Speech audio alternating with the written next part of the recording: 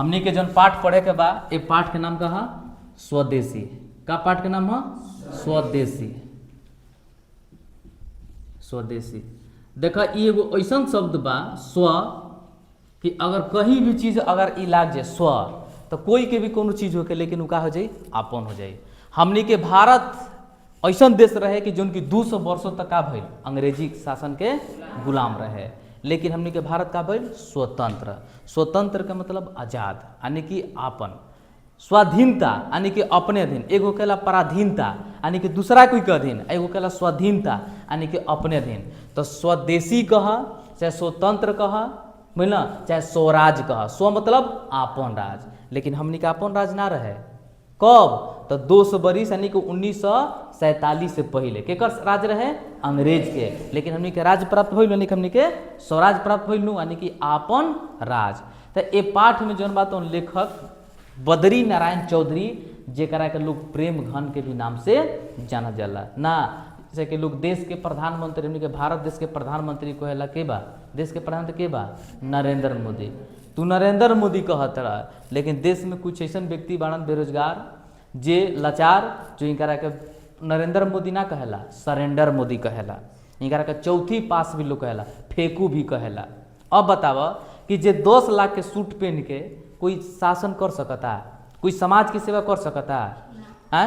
अब बताओ कि देश में रहे वाला गरीब आदमी, देश के जो गरीब है एक वक्त रोटी खातिर भूखा रह जाता, रोटी नहीं के मिलत, बढ़िया कपड़ा नहीं के पहनत, बढ़िया गाड़ी पर नहीं के घूमत, आ देश के जो चलावे वाला पर 10-10 लाख के सूट पहनता, करोड़ों अरबों के अथी करता, विदेशी यात्रा करता। का देश सुरक्षित बा? देश सुरक्षित बा?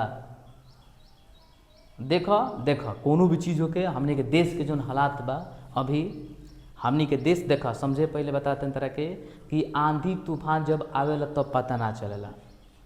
अगर ओकर आंधी जो तूफान जब बतन ओकर औकात पता कब चली, ओकर असली जो रूप बतन कब पता चली जब पटा जी, तब पता चली कि नुकसान कहाँ कहाँ भइल बा। ऐसे कि आंधी तूफान आई तो तू कहाँ घुस जीब घर में, काहे खातिर जान बचाए खातिर कि देखब कि कहाँ पेड़ गिरता, कोई देखेला?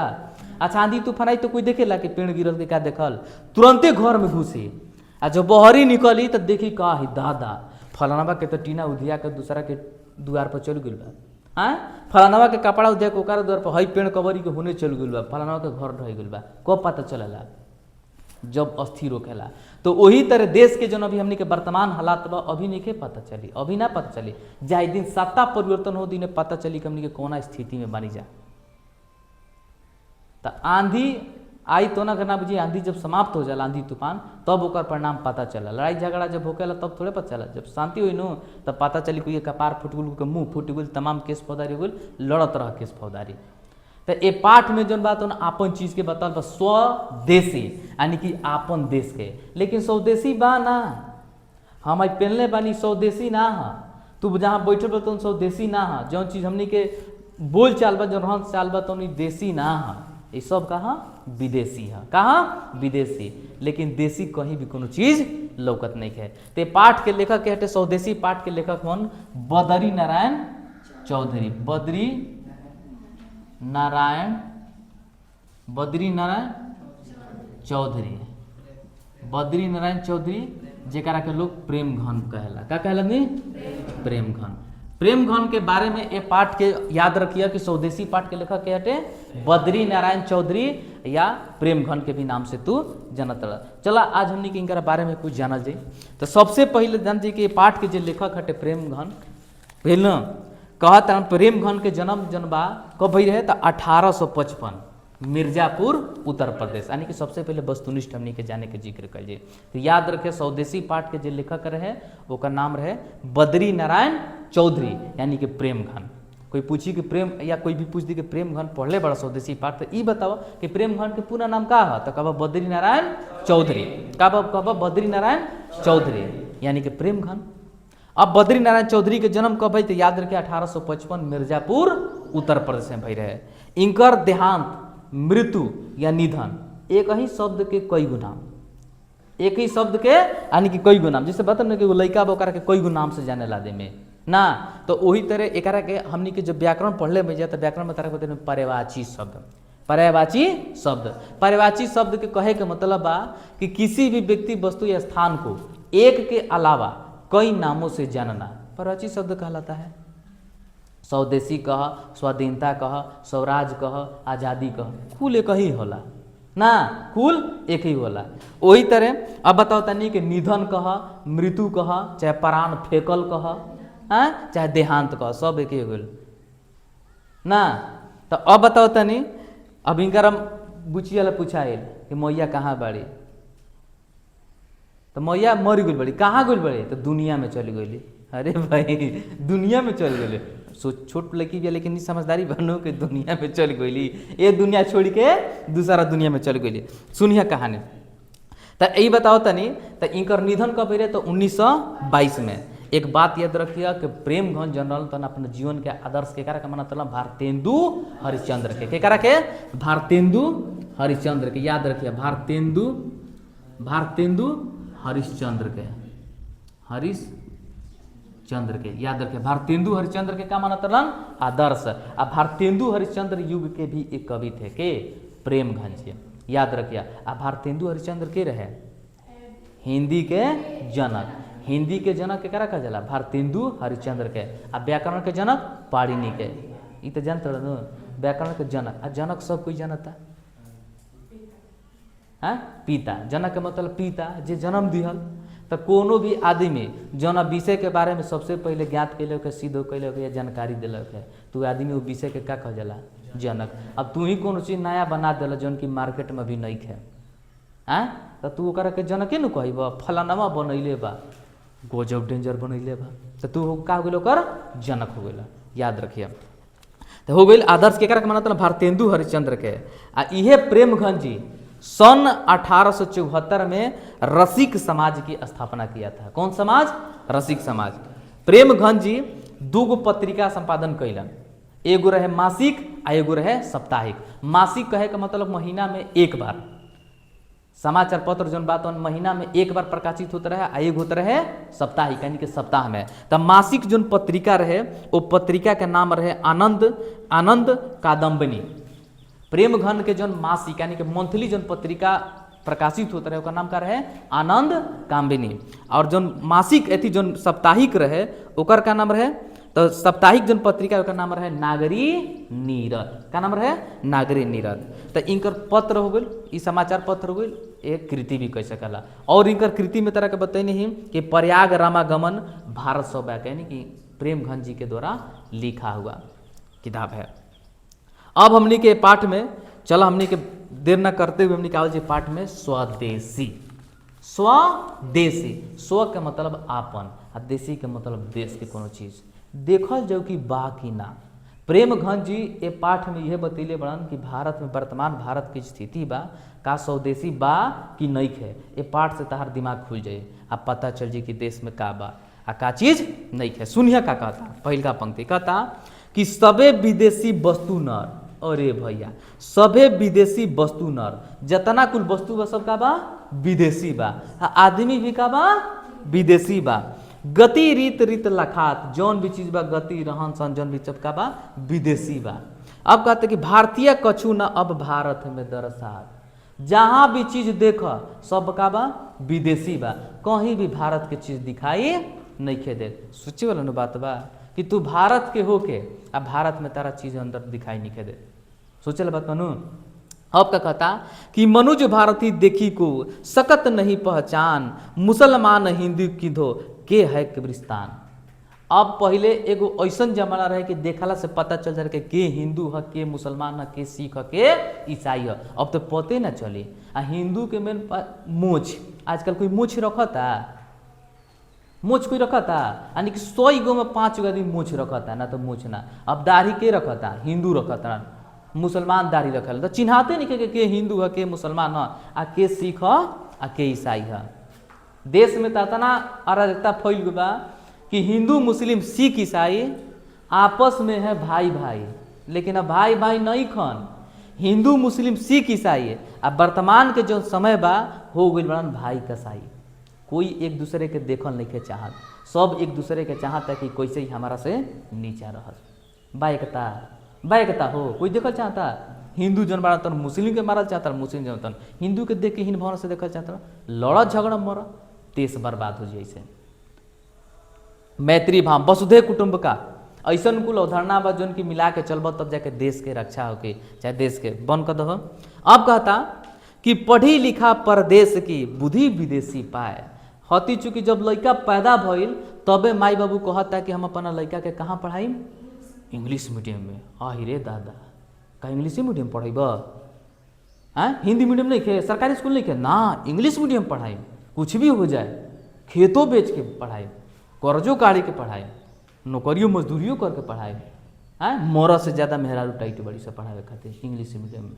कहे देश के चीज़ तरह बढ़े नहीं क्या लागत, सोचल मत बनू। अब कहता कि पढ़ी विधा परदेश की बुद्धि विदेशी पाए, आ चाल चलन परदेश की गई इन्हें अति भाई।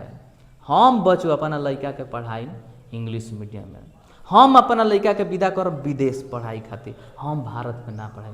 हमारा जौन बात नहीं है बढ़िया लगता, इहे बढ़िया लगता लोग के, देश के कोनो चीज़ बढ़िया बाहरे भाई, सोचल बात मनू। अब कहता कि ठटे विदेशी ठाट सब बनियो देश विदेश, आ सपने हूँ में जिन्हें कहूँ भारतीय लेस। ठटे विदेशी ठाट बाट जौन भी चीज़ों के रहन सहन सब विदेशी बा, बुझल। आ सपनों में कोई नहीं देखा देसी चीज़ के। एगो सपना देखेला आदमी नु कि सपना में देखो नहीं देश के कौन चीज़ ना, सब विदेशी सपना देखा था। क्वेश्चन देखा था विदेशी है। अब क्या कहता कि बोली सकत हिंदी नहीं, हिंदी तो बोले नहीं क्या वहाँ दिस डैट मॉम डैड। हाँ, लड़का का आजकल नाम वैसा धराता है कि साला पोते नहीं चल के लड़का के नाम हो कि कोनो वस्तु के नाम हो, टीनू मीकू फेंकू, ये कौन नाम है रे? हाँ, बड़े नाम नहीं खे। देखे देखा कहता कि बोली सकत हिंदी नहीं, अब मिले हिंदू लोग, आ अंग्रेजी भाखन करत अंग्रेजी उपभोग। हिंदी बोले वाला निखन मिलत कहीं भी, आ सब अंग्रेजी भचा भचा बोलता, अंग्रेजी के लोग हुड़ता, यानी कि अंग्रेजी हमारा चाहिए। हमारा भाई इंग्लिश मीडियम, इंग्लिश पढ़ले कदम जरूरी बा, इंग्लिश ना पढ़। अब हमारे से लोग कहे कि इंग्लिश ना पढ़ावे लो, इंग्लिश जरूरी बा। हाँ रे दादा, तू देश के होके भारत देश के, आ तू अंग्रेज के पैदाई से बनत रह। हिंदी में ना पढ़ी तार लड़का ना, इंग्लिश पढ़ाओ जरूरी बा। इंग्लिश के बड़ी मान्यता बा, पढ़ाबो इंग्लिश। तो अपना पर तू कहाँ निर्भर बड़ा, आत्मनिर्भर कहाँ बड़ा? एक मिनट। अब कहता कि अंग्रेजी, कहता कि अंग्रेजी वाहन बसन वेश रीति अवनीति, अंग्रेजी रुचि गृह सकल वस्तु वेश विपरीत। कहता कि अंग्रेजी वाहन, मार्केट में जितना कुछ सामान बा चलता न, मार्केट में जितना कुल गाड़ी बैसन, अरे ये तो विदेशी गाड़ी लगत यार ना। घर के मॉडल कैसे होके चाहिए, विदेशी मॉडल बनाए घर के, जो कि हमने गाँव में कोई के ना होके, हम विदेशी मॉडल घर बनाए, बुझलो। अब कहता है कि वस्तु कुल देश के जितना कुल चीज सामान आँखी के सामने लौकता सब देश के विपरीत बा। हमने के रहन चाल है जौन पहनावा बा, हाँ, ये सब विदेशी बा, कोनो देश के ना। धोती कुर्ता है, धोती कुर्ता हमने के देश के, धोती कुर्ता, कुर्ता यहाँ से पूरा यहाँ तक ले, धोती जानते बड़ा के पहना धोती? आजकल लड़कन के कह दे कि धोती पहने के, उतना ना सकेत पैंट पहनी नू कि अब कहबे मत कर, जितना नोटू ना सकेत का साथ होके। अब सुनिए, कहता कि हिंदुस्तानी नाम सुनी, हिंदुस्तानी नाम सुनी अब ये सकुचित लाजात। अब हिंदुस्तान के नाम सुनते तो लाजाता, लाज लगता। सुनले बड़ा हुसैन साहब अल्लाह कहता हिंदुस्तानी लोग तो यही नहीं जानते। अरे भाई, ते भारत में देश में होकर कहता है कि हिंदुस्तानी लोग तो यही नहीं जानला, कहते कि हम लड़का के कहाँ विदा करम, इंजीनियर बनाई, अब विदेश विदा करम हिंदुस्तानी लोग। तो तू कहाँ के हवा? तू तो हिंदुस्तानी है हवा, तू तो हिंदुस्तानी हवा। लेकिन सोच कैसन बा, आदमी के सोच विचार जन बा तो पूरा देश के बर्बाद कर दी, चाहे देश के विकास कर दी। तब ई सोचे के बा कि हम कैसन सोचम आ कैसन का करम। अब कहता कि अब ये सकुचित लजात भारतीय वस्तु ही है सब घिना। अब भारत के जो वस्तु ऐसा ना चाहे, नया मॉडल में देखा था, विदेशी मॉडल में देखा, अब घिना तड़ा देश से कौन चीज से क्या करता घिना तड़ा। अब तारा का कोई बढ़िया तनी कह दी कि कुर्ता ना हम ना पहन, कोट पैंट पहनम बियाह में। पहले लोग धोती आ कुर्ता पहन के जाता रहे बियाह करे खातिर, आजकल ना शेरवानी पहनम, हैं कोट पैंट पहनम आ घिना तड़ा हमारे को ना चाहे। देश के चीज से तू क्या करता घिना तड़ा, बाहरे बाहरे मानसिकता। अब कहता कि देश नगर बानको बने सब अंग्रेजी चाल, आ हाटन में देखूँ भरा सबे विदेश अंग्रेजी माल। हाट मतलब का कहला बाजार, देश में अगर कहीं भी कोना में चल जीबे मार्केट में, देश के कहीं भी बाजार में, तो देखो तरह कि जौन भी बाजार में वस्तु बेचाता सबका बा विदेशी बा, कोनो देश के सामान नहीं है। तारा का बुझाता है कि मोबाइल बतौन देशी है, इंडिया में कुछ ना बनेला। शादी ब्याह वाला जो है कोई ड्रोन कैमरा बतौन इंडिया में बनबे ना करला, सब चाइनीज बा, सब कहा चाइना का। मोबाइल तारा भी जते कहीं इंडिया का है, ये मोबाइल इंडिया के ना है, एकरा में कुछ ऐसा चीज में इंडिया का है, जिनमें मेन चीज बा तो दूसरा देश रही बा, खाली मोहर लागल भी इंडिया के। जे मोबाइल में कंपनी में काम करत वो हकीकत तारा से रूबरू कराई, तारा के लोग मूर्ख बनावता कि भारत के है।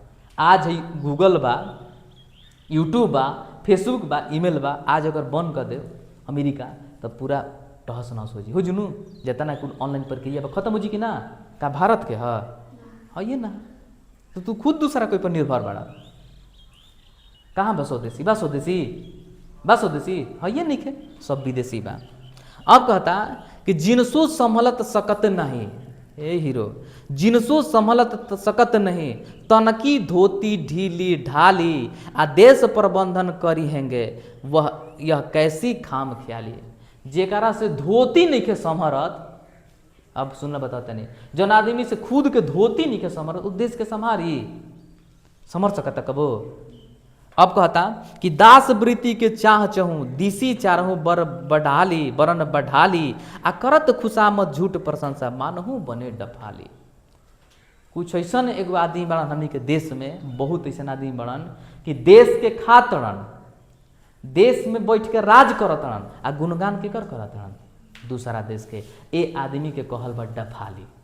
डफाली के कहल जाला, तो जौन आदमी अपन देश के खाए, अपन देश में राज करे, आ दूसरा देश के का करे बड़ाई करे, वो आदमी के डफाली कहल जाला। डफाली यंत्र क्या कहल जाला, बजाने वाला डफाली ना, डफाली लाइक बा बजाता डूम डूम, जैसे कि देखल बनू जादव जी लोग होकेला पूजा होकेला नु गोवर्धन बा का पूजा, तो डफाली बाजेला। तो डफाली का हुआ अपना सुख में ना सुख बजाई, दूसरा कोई के सुख बजाई। तो वही तरह देश में डफाली होखेलन, देश में राज करिहन, देश में सत्ता पर बैठल रहन, अपन देश के बड़ाई निखन करत, दूसरा देश के गुणगान करत रहन। वाह, ऐसे देश के विकास हुई देश के विकास, सोचे वाला बात बा। पाठ हुल खत्म, देखल जी क्वेश्चन का कहता। तो सबसे पहले क्वेश्चन बा कि कवि को भारत में भारतीयता क्यों नहीं दिखाई देता है। तो कवि प्रेमघन जी को भारत में भारतीयता इसलिए नहीं दिखाई देता है कि कवि कहीं भी बाजार होके, गांव होके, शहर होके, कहीं भी जाते हैं, रहन चाल होके सब देखते हैं कि विदेशी है। किसी भी व्यक्ति के अंदर विदेशी है, किसी भी व्यक्ति के अंदर देसी चीज़ नहीं दिखाई देता है, ना देसी रहन चाल, ना देसी घर का डिजाइन, ना देसी पढ़ाई लिखाई, कोई भी नहीं, सब जो भी है विदेशी है। इसीलिए कवि बद्री नारायण चौधरी यानी प्रेमघन जी को भारतीयता दिखाई नहीं देता है। बा भारतीयता तारा कभी नहीं दिखा देनी। अब कहता कि कवि समाज के किस वर्ग की आलोचना करते हैं, कैसन समाज। तो कवि समाज के उस वर्ग की आलोचना करते हैं जो समाज देसी चीज़ों को छोड़कर विदेशी चीज़ों को अपनाए हुए हैं और कहते हैं कि हमारा विकास इसी से होगा। वाह, मिलो, जो देसी चीज़ से क्या करते हैं, घिनाते हैं, देसी चीज़ों को अपने से दूर खदेड़ते हैं, और विदेशी चीज़ों को क्या करते हैं, अपनाते हैं, उसी समाज की आलोचना करते हैं। अब कहता है कि कवि नगर बाजार और अर्थव्यवस्था पर क्या टिप्पणी देते हैं। तो प्रेमगंज जी नगर बाजार और अर्थव्यवस्था की जो हमारे देश की तरीका है सब विदेशी मॉडल है, और बाजार में जाते हैं तो कहीं विदेशी चीज़ दिखाई नहीं देता है, सब जो है माल बाजार में विदेशी है, कहीं विदेशी चीज़ बिकाई नहीं दे रहा है, बिक नहीं रहा है। यही नु कहता ना। सुनो, अब कहता कि नेताओं के बारे में कवि के क्या राय है। तक प्रेमगंज जी नेताओं के बारे में क्या कहते हैं, बद्री नारायण, तो नेताओं के बारे में बद्री नारायण चौधरी के प्रेमगंज जी कहते हैं कि जिस व्यक्ति से धोती नहीं संभालता है वो व्यक्ति देश संभालने के लिए क्या होता है, तैयार हो जाता है। लेकिन यह जो व्यक्ति हैं देश नहीं संभालेंगे, ये खुद को संभालना इसके लिए भारी है, यह देश को क्या कर सकते हैं, विनाश कर सकते हैं, देश को बर्बाद कर सकते हैं। तो जिनसे धोती नहीं संभालता वो देश संभाल सकता है, कभी कतई संभव नहीं है। अब कहता कवि ने डफाली किसे कहा है। तो कवि ने डफाली उस व्यक्ति को कहा है जो व्यक्ति देश में रहकर देश के खाते हैं, देश में बैठकर राज करते हैं और दूसरी देश की प्रशंसा करते हैं, दूसरे देश का बड़ाई करते हैं। कवि उसी व्यक्ति को क्या कहा है, डफाली कहा है। तो दिक्कत लिखा जी नो। चलो अब हमनी के जब इतना जनी जा तो सबसे पहले हमनी के पाठ यहाँ तक अगनी जा, यानी कि गद्य खंड खत्म करके हमनी के काव्य खंड में एंट्री करनी जा। लेकिन हमनी के शायद बतैले हो कि तो बताओ गोधुली नहीं बतैले, गोधुली के बारे में बतैले बनी। गोधुली देखा जे नहीं जाना तो एक बार जान जी, गोधुली का चीज गोधुली समझ नहीं ना पाठ नु। चलो हम तरह के बताओ तनी गोधुली के बारे में।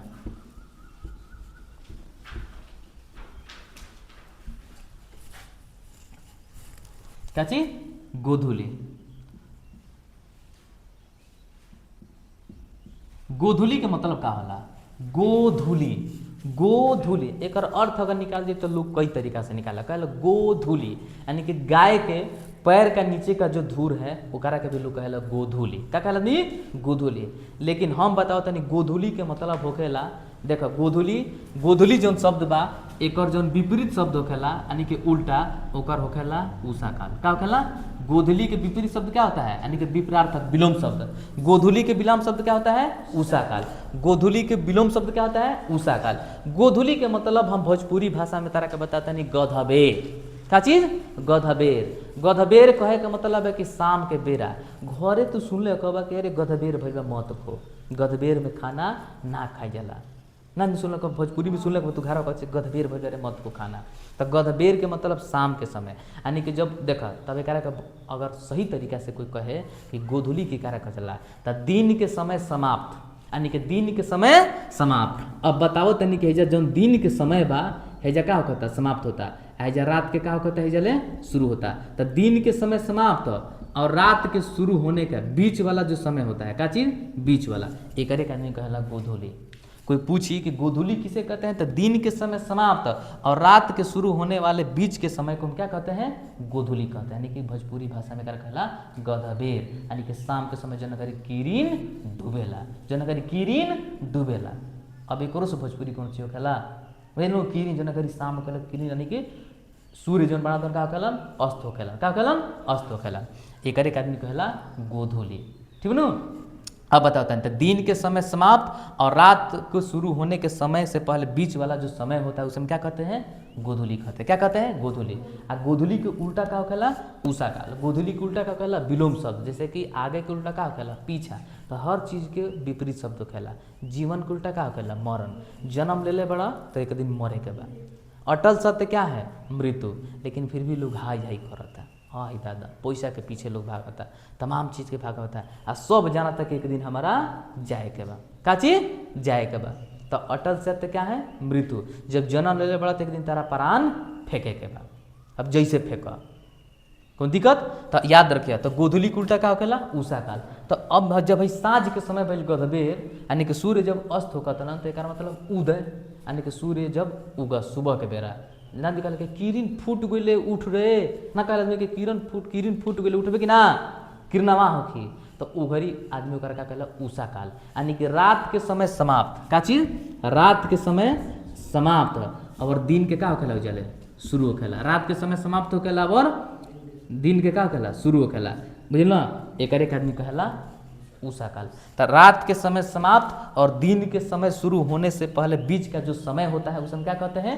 उषा काल, भोर का समय। ठीक है ना? अब समझ आए बोलो?